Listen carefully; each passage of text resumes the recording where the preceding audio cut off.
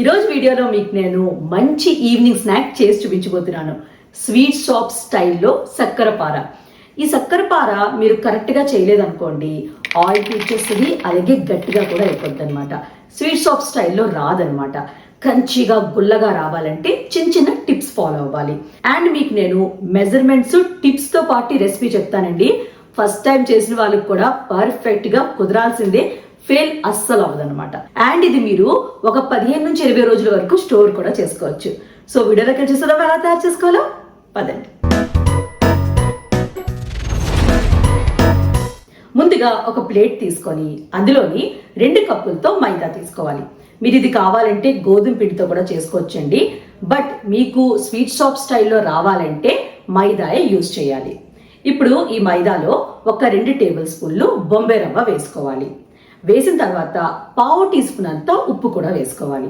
అలాగే పంచదార పౌడర్ చేసుకొని వేసుకోవాలన్నమాట. నేను ఇక్కడ 3/4 కప్పు తీసుకున్నానండి, అంటే 1/2 కప్పు కన్నా కొంచెం ఎక్కువ.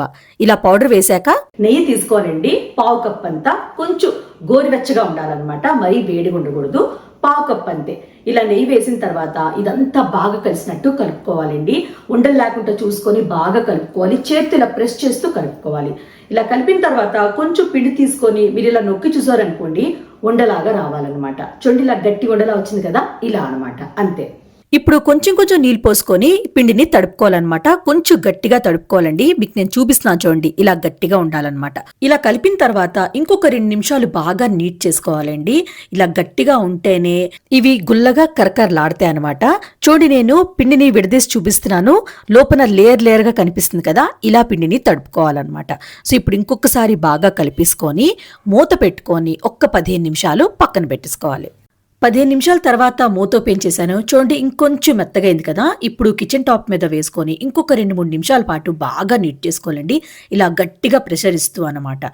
ఇలా ఒక 2 నిమిషాలు కలిపిన తర్వాతే మీరు రొట్టెల కర్రతోని ముందు ఒక పెద్ద రోటీలాగా చేసుకొని ఇలా ఫోల్డ్ చేసుకోవాలన్నమాట. ఫోల్డ్ చేసుకొని మళ్ళీ మీరు ఒక రోటీలాగా చేసుకోవాలన్నమాట. ఇలా మీరు ఒక 2-3 సార్లు చేసుకుంటే లేయర్స్ వస్తాయి అన్నమాట. లాస్ట్ లో ఇలాగా రోటీలాగా చేసుకోవాలి. కొంచెం థిక్గా ఉండాలి. మీకు నేను చూపిస్తున్నాను చూడండి, ఇంత థిక్నెస్ ఉండాలన్నమాట. ఇప్పుడు మీరు చిన్న చిన్న బాక్సెస్ లాగా కట్ చేసుకోవాలి. అంటే స్క్వేర్ షేప్ లో కట్ చేసుకుంటున్నాను నేను. చిన్న బాక్సెస్ లాగా కట్ చేసుకుంటున్నానండి. అంటే చక్కెరపార అలానే ఉంటాయన్నమాట, చిన్న చిన్నగా. లేదు మీకు కొంచెం పెద్ద సైజ్ కావాలన్నా కట్ చేసుకోవచ్చు అనమాట. ఒకే సైజ్ వచ్చినట్టు చూసుకోండి. అంటే మీరు వేలుతో మెజర్ చేసుకొని కట్ చేసుకోవచ్చు అనమాట. అప్పుడే మీకు ఈక్వల్ గా సైజుగా వస్తాయన్నమాట. చూడండి, నేను మీకు చూపిస్తున్నాను. ఇలా బాక్సెస్ లాగా కట్ చేసుకున్నాను, చిన్న చిన్న బాక్సెస్ లాగా, అంతే అనమాట. ఇలా కట్ చేసిన తర్వాత ఇవన్నీ తీసుకొని ప్లేట్లో విడివిడిగా చేసుకొని వేసేసుకోవాలి. ఇప్పుడు వీటిని ఫ్రై చేసుకోవాలండి. కడాయిలోని డీప్ ఫ్రై చేసినంత ఆయిల్ తీసుకోవాలి. ఆయిల్ మాత్రం ఎక్కువ హీట్ చేసుకోకూడదండి, మీడియం హీటే ఉండాలన్నమాట. అంటే మీరు ఒకటి ఇలా వేసారనుకోండి, చిన్న చిన్న బబుల్స్ రావాలి, అంతే అనమాట. మరి ఎక్కువ బబుల్స్ రాకూడదు. ఇలా ఎక్కువ హీట్ అయింది అనుకోండి, పైన మీకు గట్టిగా అయిపోద్ది కానీ లోపల అనేది పచ్చిదనం ఉంటుంది అనమాట. సో ఇలా మీడియం హీట్లోనే ఇవన్నీ వేసాక ఫ్లేమ్ని లో చేసుకొని 1 నిమిషం పాటు ఫ్రై చేసుకోవాలన్నమాట. ఇవి లైట్గా కలర్ చేంజ్ అయిన తర్వాతే మీరు మీడియం ఫ్లేమ్లోని ఇవన్నీ ఫ్రై చేసుకోవాలి, మంచి గోల్డెన్ కలర్ వచ్చే వరకు. ముందు మాత్రం లో ఫ్లేమ్ లో ఫ్రై చేసుకోవాలండి, తర్వాత మీడియం ఫ్లేమ్ అనమాట. హై ఫ్లేమ్ లో మాత్రం అస్సలు చేసుకోవద్దు. చూడండి, మంచి గోల్డెన్ కలర్ లో ఫ్రై అయిపోయాయి కదా. ఇప్పుడు ఇవన్నీ తీసుకొని ఒక టిష్యూ పేపర్ మీద వేసేసుకోండి. ఇలాగే మీరు నెక్స్ట్ బ్యాచ్ కూడా ఫ్రై చేసుకోవాలి. ఫ్లేమ్ ని లో చేసి అప్పుడు వేసుకొని తర్వాత మీరు ఫ్లేమ్ ని మీడియం చేయాలన్నమాట. ఇలా చేస్తే మీకు పర్ఫెక్ట్ గా వస్తుందండి. క్రంచీగా, లోపల గుల్లగా పర్ఫెక్ట్ గా ఫ్రై అవుతుంది అనమాట.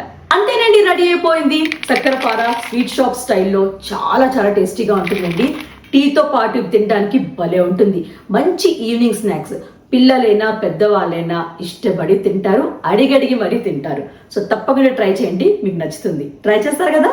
ట్రై చేసాక నచ్చిందో లేదో కమెంట్ బాక్స్ లో కమెంట్ చేయండి. అలానే లైక్ చేయండి, షేర్ చేయండి.